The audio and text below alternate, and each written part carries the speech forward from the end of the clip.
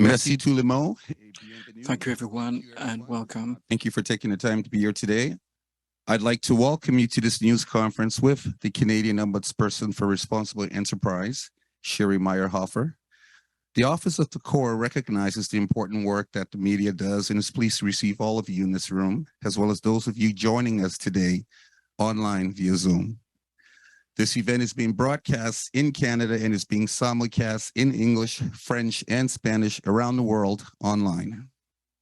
We also have translation service on site to accommodate your questions in both of Canada's official languages. For today's run of show, the Ombudsperson will share remarks, after which I will provide some housekeeping notes, and then we will then proceed to your questions. Now, I'd like to introduce the Canadian Ombudsperson for Responsible Enterprise, Sheri Meyerhoffer.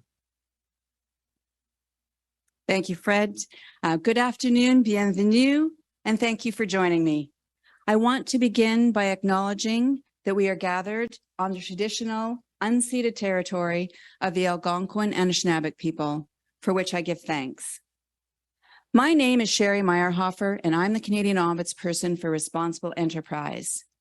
My office is responsible for the creation of a complaint mechanism and process to hold Canadian garment, mining, and oil and gas companies responsible and accountable for possible human rights abuses arising in their international operations, which includes their supply chains. In June of 2022, the Core received 13 admissible complaints alleging that Canadian companies were either using or benefiting from the use of Uyghur forced labor. 11 of these complaints were in the garment sector, and 2 of these complaints were in the mining sector. The complainants were a coalition, or are a coalition of 28 organizations, including the Uyghur Rights Advocacy Project. I am announcing today that we are launching investigations into the first 2 of these complaints based on the initial assessment reports, both of which are available online. We will publish the initial assessment reports related to the other 11 complaints over the coming weeks. The complaint set out in our first initial assessment report is that Nike Canada Corp has supply relationships with several Chinese companies that have been identified as either using or benefiting from the use of Uyghur forced labor. The names of these suppliers can be found in the report. The information relied on to file the complaint is detailed in the report and includes bills of lading, as well as a report by the Australian Strategic Policy Institute that identifies these suppliers as having used or benefited from Uyghur forced labor. Nike maintains that they no longer have ties with the named companies and have provided information regarding their due diligence practices that include third-party audits of their suppliers. While Nike has engaged with the Core through intake and initial assessment, they have declined the opportunity to mediate the complaint. Therefore, I have decided that the complaint against Nike will proceed to investigation using independent fact-finding. The complaint set out in our second initial assessment report is that the Canadian mining company, Dynasty Gold Corp, benefited from the use of Uyghur forced labor at a mine in China in which it holds a majority interest.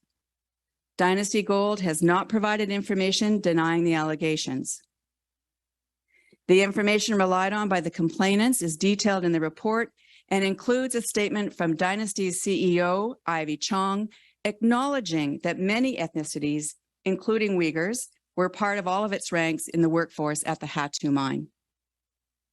Dynasty Gold's response to the complaint is that it does not have operational control over the mine and that these allegations arose after it left the region. In order to fully assess the allegations, I have decided to launch an investigation using independent fact-finding. In making these decisions, I have not prejudged the outcome of the investigations.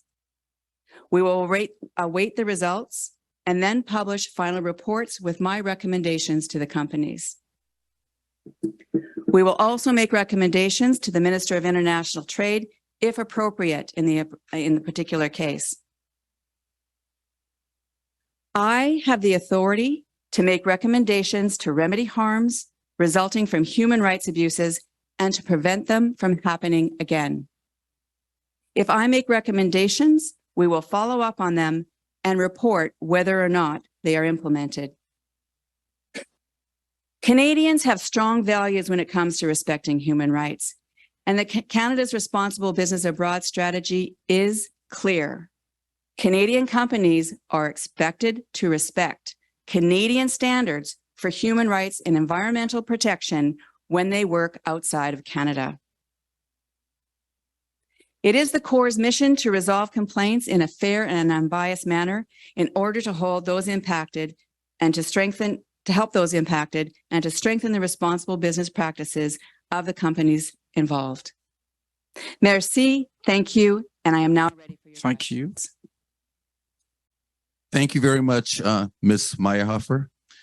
Before the Ombudsperson takes your questions, I'd like to provide a few housekeeping notes, as I alluded to earlier. Reminders for most of you in here and online. We have up to 20 minutes for questions from reporters. As was stated in the media advisory, questions here are limited to accredited journalists. Please identify yourself and your media outlet before your question, and please speak just a bit slower so that our translators can properly translate your words. For those journalists online, we will take your questions in a sequence of your queue. Please wait for the microphone before introducing yourself and your question.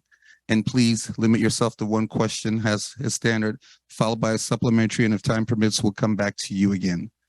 With that said, we'll take questions now.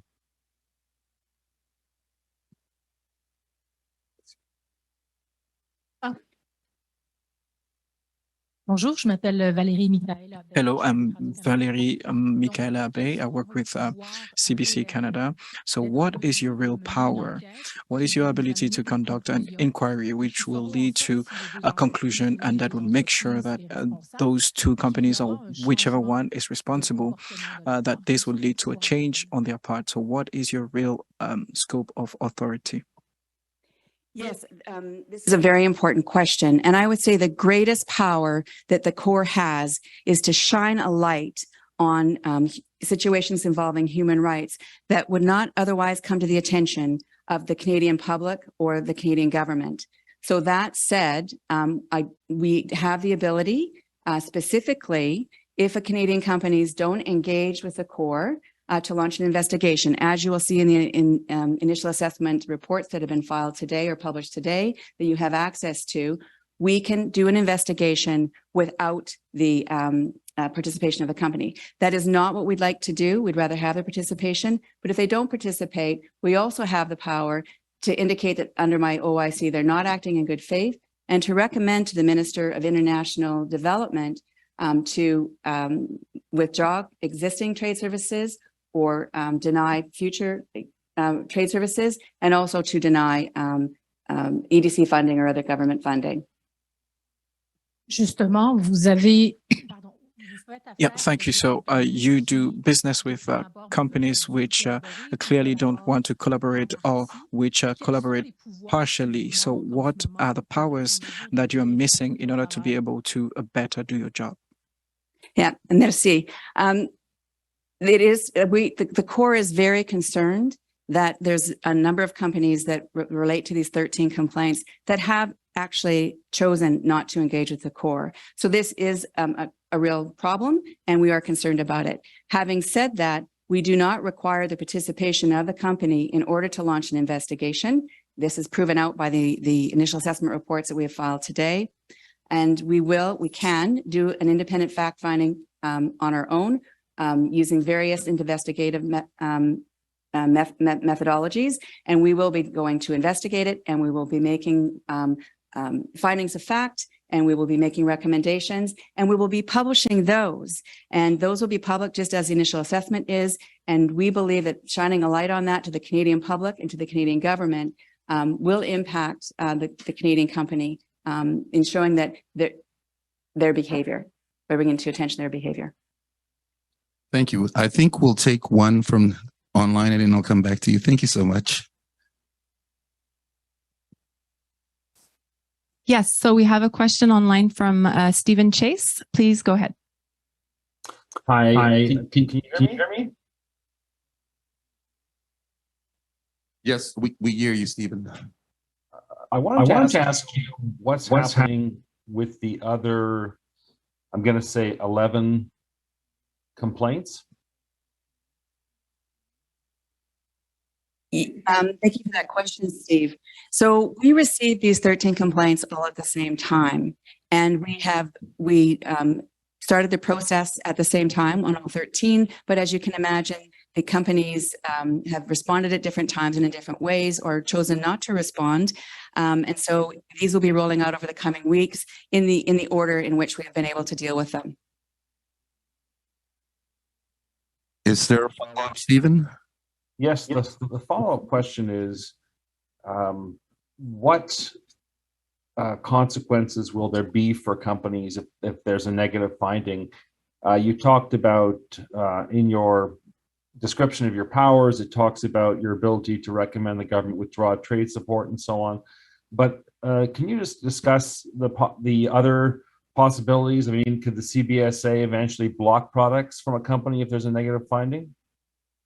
This is a very important question. And I believe that the fact that when we publish our final decision and we make our recommendations and it's indicated the behavior of the company is before the public, that those reports are available for investors. Those reports are available for every department of government, including the CBSA, and that those reports will inform what the actions of other government departments and investors. Fine, we'll take another one in the room, as I promised. Hello, Karina Roman, CBC. When you talk about shining a light, are you essentially saying that the biggest power you have and the biggest stick you have when it comes to carrots and sticks is shaming the companies? Is that what this is really about? Well, I mean, we can show and tell also. I mean, if companies choose to engage with the core and work with us to either mediate or during an investigation, which it's open for them to do. Indeed, notwithstanding that these two companies have not engaged with us so far, the door is not closed for them to now engage with us, and we do hope that they will. That good behavior can also be shone a light on, which I think will be good for the company. So I think there's lots of incentive here by using that publication to influence behavior in a positive way.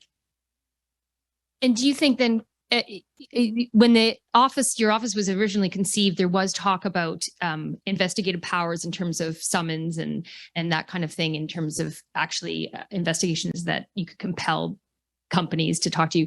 Do you still think that those powers are needed? Do you think that the government needs to revisit what powers it has given your office? Yes, thank you very much. I mean, I'm on record as saying that, that I support the addition of the powers to compel witnesses and testimony to my mandate. That will help us, that will increase our ability to influence and strengthen the responsible business conduct of companies.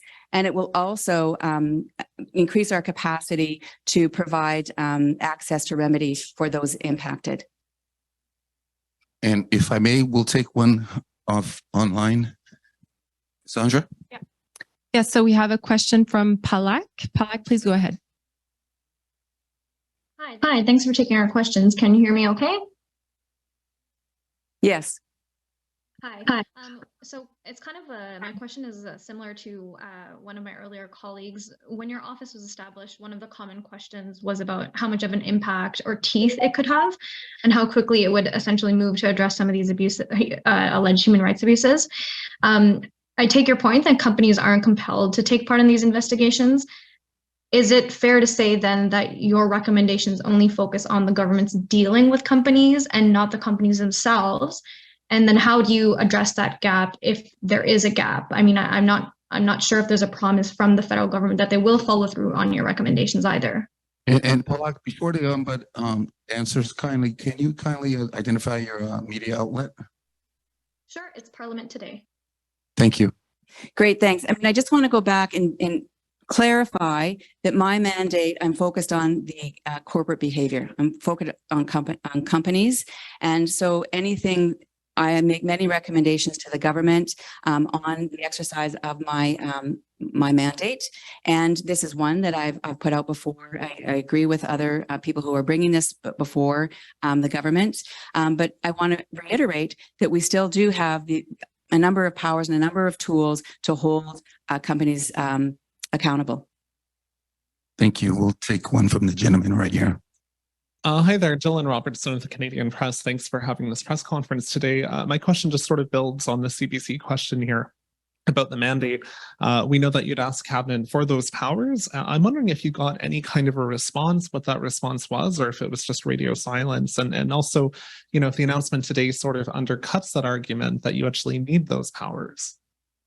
Okay, answering the first question, I'm in constant discussions with civil society organizations, with industry and with the government on my mandate and improvements to my mandate. So those are ongoing, and I will continue to be involved in those dialogues. And the second one? It was a double barrel because I wanted to like 3 questions here, but the other one was just if you're worried that the investigation today will undermine your calls for those powers, because people will say, well, look, you know, it took 5 years, but there were these investigations, so you know, why does the ombudsperson need those powers? Well, I mean, we'll see. I guess the jury is still out, but you know, we'll go through these investigations, we'll make their recommendations, we'll see, you know, we'll see what comes out of them. And then that evidence may or may not support, you know, the addition of those powers. But I think that's, you know, the progress that we're on. We created ourselves, you know, starting in 2019. We've been ongoing in our creation of a solid foundation for a strong, secure complaint mechanism that provides a fair and unbiased process and transparent. So this is part of the whole progression. And so we're gathering evidence right now. I'm going to come back to you, Dylan. Thank you so much for receiving. We have one online. Thank you. Yes, it's just a follow-up question from Palak. Palak, please go ahead. Hi, thank you. I just wanted to follow up. It's a bit of a logistical question. Is there a timeline for the core to issue recommendations? I think I heard you say this is the first pair of investigations are launching into Nike and Dynasty. So I don't know if there's precedent there for how long it could take for the recommendations. Right. So we do have timelines, and I'll just refer first to the timeline for the initial assessment reports. And those are 90 business days from the point in which we notify the company, the respondent company, that a complaint has been received. And I just want to point out that it took us months, and you'll see this when you look at the initial assessment complaint reports that are online, that in the case of Dynasty Gold Corp, that it took us many months in order to serve them. So I just want to point out that we have timelines, but that, you know, often these are thwarted by the actions of the parties.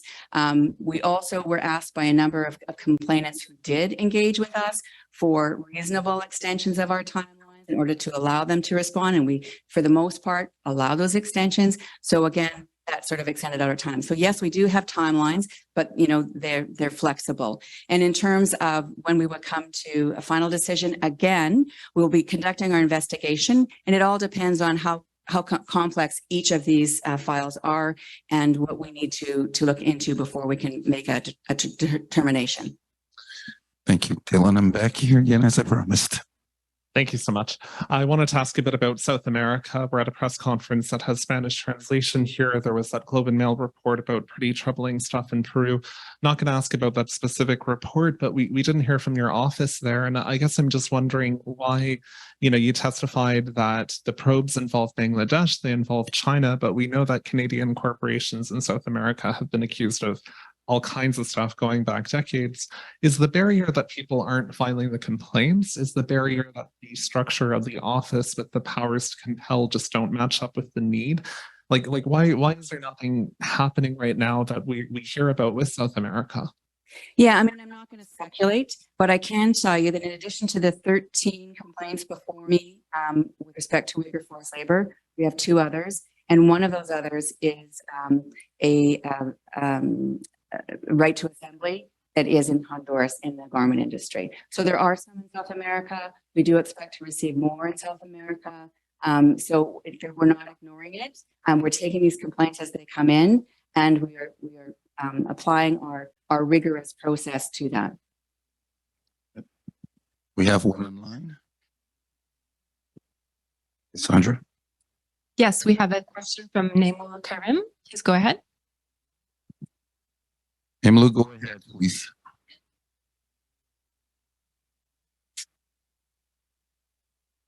Should tell them they're on. We can't hear you. Memelu, are you there? Okay. Is there another one in queue, or is there someone in the room? We'll come back to Karina. How are you? In terms of a fact-finding investigation, since this is the first ones you'll be doing, perhaps you could explain a little bit what that involves. Would there actually be travel to these places to see, or is it all just, researchers call, like, what's the process in terms of actually doing this fact-finding investigation? Yes, no, excellent question. So with respect to these, going on the ground in Xinjiang is not an option at the moment, given human rights concerns in the region. However, we are going to be engaging professional investigators who understand the context of the region, who are able to do their research in the language, in Chinese languages, and that would include a review and a research of publicly available information, document review, interviews as recommended by the complainant and or the companies and other third parties. So there's a range of investigative methods that will be used, and we'll be engaging all of them. Dylan, go ahead. Yeah, we've got these reports and they're very fact-based and there's some pretty troubling stuff here. And I know you have to do an independent investigation, but I'm just wondering what goes through your mind when you read these allegations. I mean, they're pretty heavy stuff. We're talking forced labor. I mean, if these things are true, it's quite heavy. I'm just wondering how you felt reflecting when you go over this, the scale of what's being alleged here. Yeah, thank you. We are very concerned, and you'll note if you read the initial assessment report that we say that given the, based on the allegations, these are very serious issues that have been brought to our attention. And so it warrants the investigation to identify the veracity of those and to what extent, and then what we'll be able to recommend based on whatever it is that we find. So yes, we are concerned, and hence the investigation. There's nothing online, so I will take your question. Can you explain why it took so long to get to these first investigations? Because you've been in position since 2019 and it's 2023. Yeah, listen, like we know the importance of showing results as soon as possible, but let's not forget the reality. The underlying reality is that we were the first office of its kind in the world. We had no model to follow. And so we took our time to build out a accessible and secure complaint mechanism, as well as combined with a fair and transparent process. So we launched our complaint mechanism in 2021. We now have 15 complaints before us, and we are already delivering on the first 11, like the 2 today and another 11 more in the coming weeks. So we feel that the publication of these 2 initial assessment reports and the launching of these investigations demonstrates that we are doing the work that we have been mandated to do. I see we have one online. Yes. So the question from Naimul Karim. So the report suggests that the companies did communicate with the core. When core says that the companies didn't engage, does that mean that the companies decided against mediation? Could you perhaps explain that? Thank you. Yeah, thank you for the question.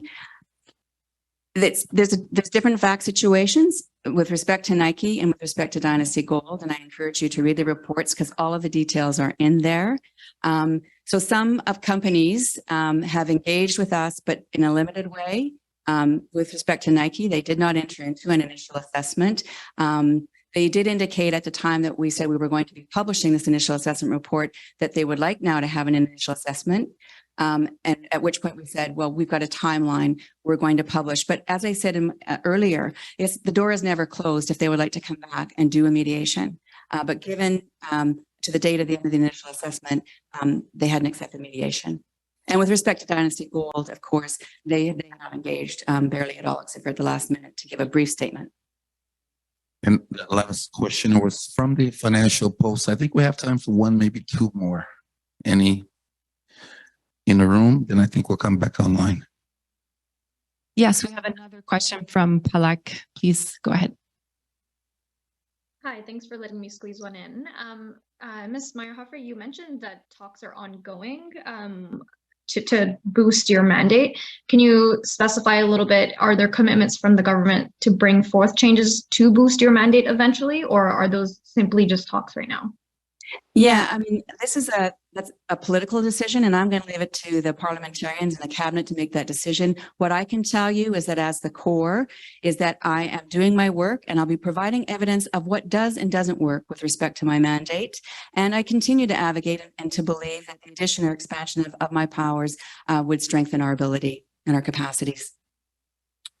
I believe we can take one more question, and I see the light lit up online, so I'll come back to you, Cassandra. Perhaps does Palak have a follow-up question? If not. No, I'm okay. Thanks. Okay, last question. Karina, that goes to you. Were you surprised at how limited the engagement was by these two companies, especially Dynasty, which really didn't seem to respond at all? Was that surprising to you? Well, I'm going to say that I was very concerned about it. These are our first ones. I wasn't going to speculate, as to what would or wouldn't happen, but very concerned that this is how companies have chosen to respond, some of them. So I would use the word concerned.